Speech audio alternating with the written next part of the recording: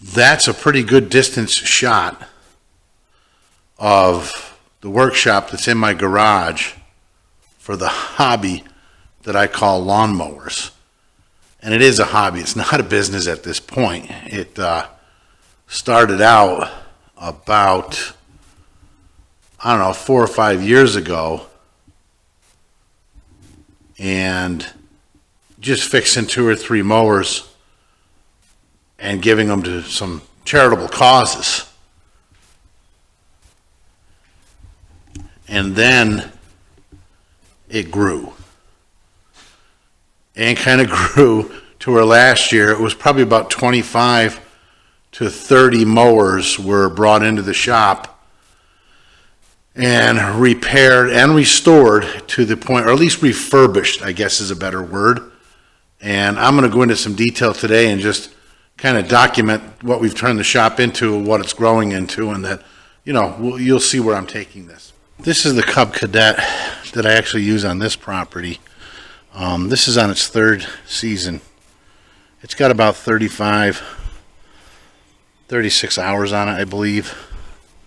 It's been an excellent mower. It's got a Kohler motor, and it's 22 horsepower. Excellent mower so far. Easy to keep clean, and again, I use that power washer every once in a while, but for the most part, I'll run it for a month before I hit it with anything. But fiberglass body, steel chassis, and frame. Doesn't matter to me.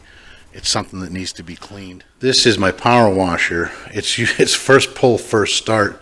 It's been excellent for what's basically a Chinese motor on this, but it's Generac. I think it's 2800 PSI, if I'm not mistaken. I've got 3 attachments left on it. It looks like 2 now. No, there's 1 on the tip. But every mower I do gets this treatment. This is a Troy-Bilt. I like Troy-Bilts again because they use Briggs & Stratton motors and Honda motors when they have them. Pretty simple to work on. It's essentially, it's not self-propelled. It's just a regular walk-behind bagger. The owner of this bought a 0-turn Dixie chopper for like $13,000. I don't know what size lawn he's cutting, because he was cutting it with this. But he gave me the bag and everything. I'm not a big bag fan, but a lot of people are. And he can't keep it running, so I think it just needs a carburetor clean. And I think he knew that too. But it looks like it's in decent shape, and this is another one that will just make a home for somebody. I think somebody will enjoy this. Mower I bought. I think I found it on Craigslist. 6-liter Craftsman, self-propelled, where the self-propelled mechanism doesn't work, which is pretty much common in these. And this time, it is the transmission. It's not the cabling. I checked everything that I could, and it looks like a mower that lived a good long life. So it's getting ready to be cleaned up. I cleaned up the carburetor. I changed the oil. I tightened up the cabling. I'm not going to take this apart and restore it. It'll probably spritz the handle for any area where there's rust, just to make sure that it doesn't rust up into the future. I'll make sure it's a single pull, make sure it starts first on the first pull every time. It's an MTD Pro. 6.5 horsepower, but it's a Kawasaki. And I got to tell you something. After fixing hundreds of these things, the Kawasaki is not as good an engine, anywhere near as good an engine, as the Briggs & Stratton. It's too complicated for no reason. The carburetor is too heavy, too touchy, too delicate, if you will. So I'm in the middle of fixing this. The tenant in one of the rentals that mows their own lawn obviously hit a rock or a stump, never told me. So I had to go in and replace the Woodford key, which for a Kawasaki engine is $10. Shipping included, but $10. When I could have bought a bag of Woodford keys for $3 free shipping, if it would have fit a different motor. So Kawasaki is a little bit like Honda used to be, in that they make their mowers are really not compatible with anyone else's.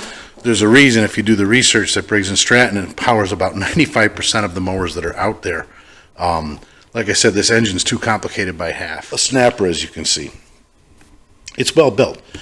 It's been sitting in my brother's shed for about 6 years. he dropped it off to me with a few other things, including a snowblower that's probably worth $1,000 because he has more money than time right now. And when something breaks, it goes in the shed. You can see it's powered by a Briggs & Stratton 6 horsepower motor. It is self-propelled, and I tested it, and the self-propelled mechanism works. The cabling for this, unless I can cob it up myself, is about $25 or $30, which is a lot of money for something. But the self-propelled mechanism works. The deck is in good shape. It's a recycling mower or a mulcher. So this is going to be put together very quickly, and again, it'll find a nice home. I had it running a year ago when I got it just to see if I could do it in a challenge. I worked to get about 6 or 7 mowers running one day, and I did. And again, I'm very glad that it's a Briggs & Stratton mower number 5. So again, this mower came when I bought the house. I built this house 10 years ago, 11 years ago. And I bought this mower down at Walmart. It was on clearance. There's no story behind it other than the price was great and cheap. And again, it's got a simple engine for me to work on for the most part. I think it's Honda powered, this one is.